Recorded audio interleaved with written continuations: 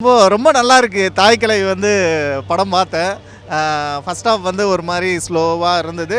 என்னடா சொல்ல வராங்கன்னு பார்த்தேன். அதுக்கப்புறம் செகண்ட் ஹாஃப்ல நல்ல ஒரு காமெடியோட டைரக்டர் வந்து ரொம்ப சூப்பரா பண்ணியிருந்தாரு. ஆனா, சிவகார்த்திகேயன் வந்து அவரு ரொம்ப பிரில்லியன்ட்ன்றத சினிமால வந்து சினிமாவிலையும் சரி, ரியல் லைஃப்லையும் சரி பயங்கரமான பிரில்லியன்ட்ன்றத நிரூபிச்சிட்டாரு. எப்படி பார்த்தாலும் அவரை பற்றி உங்களுக்கு எல்லாம் தெரியும். சோஷியல் மீடியாவில் தெரியும். யார் எந்த மாதிரி யார் யார் குடும்பத்தில் போயிட்டு என்னென்ன மாதிரி வந்து கேம் ஆடுறாருன்னு தெரியும். இப்போ ரீசெண்டாக வந்து பொங்கல் அன்னைக்கு சொன்னார் அண்ணன் தம்பி பொங்கல்னு. கடைசியில் நம்ம விஜய் சாருக்கே வந்து செக்கு வச்சாப்புல.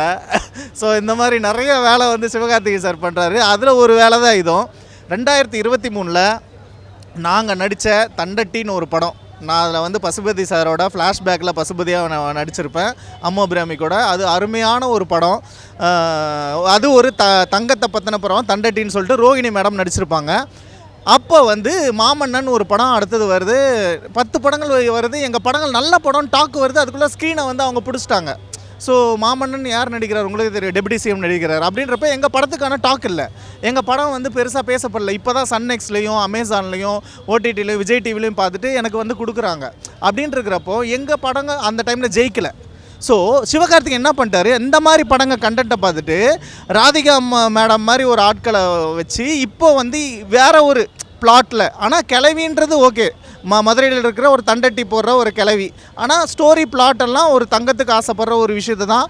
ஆனால் டைரக்ஷன் சூப்பராக பண்ணியிருக்காரு. பட் பிரில்லியண்ட்டாக சிவகார்த்திகேயன் ஒரு கேம் ஆடுறாரு. இந்த கேம் வந்து மக்களுக்கும் தெரியும், எல்லாருக்குமே தெரியும். அவர் தான் சொல்கிறாரு, நீங்கள் வேலண்டைன்ஸ் டே கொண்டாடுங்க, பொங்கல் கொண்டாடுங்க, ஆனால் தியேட்டருக்கு மட்டும் வரணுன்றாரு. அப்போது எவ்வளோ சுயநலவாதியாக இருக்கிறீங்க நீங்கள் நல்ல படம் எடுக்கிறீங்க, ஆனால் சுயநலமாக மக்களை உள்ளே வர வச்சு ஸ்கேம் தானே பண்ணுறீங்க.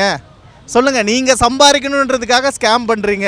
நேற்று என்னன்னா நல்ல கண்ணு சார் ஐயா இறந்துட்டாருன்னு சொல்லிட்டு அங்கே போகிறீங்க, நடிக்கிறீங்க. நீங்கள் ரியல் லைஃப்லையும் நடிக்கிறீங்க, படத்துலையும் நடிக்கிறீங்க. உங்களை புரிஞ்சிக்கவே முடியலையே ஜமான்ற மாதிரி இருக்கீங்க. சிவகார்த்திகேயன் சார், உங்களை மாதிரி ஆளு தான் இந்த உலகத்திலே வாழுவாங்கன்றதுக்கு எடுத்துக்காட்டுனீங்க. ஓகே, வாழ்ந்துட்டு போங்க.